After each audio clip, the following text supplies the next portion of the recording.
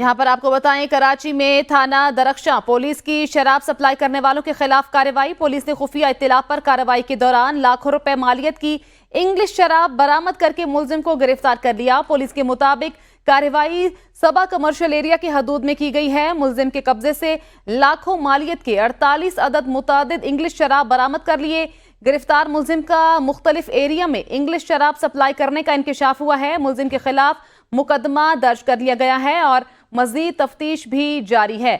आपको खबर दे रहे हैं कराची से, जहां थाना दरख्शां पुलिस की शराब सप्लाई करने वालों के खिलाफ कार्रवाई अमल में लाई गई है। पुलिस ने खुफिया इत्तला पर कार्रवाई के दौरान लाखों रुपए मालियत की इंग्लिश शराब बरामद करके मुलजिम को गिरफ्तार कर लिया है।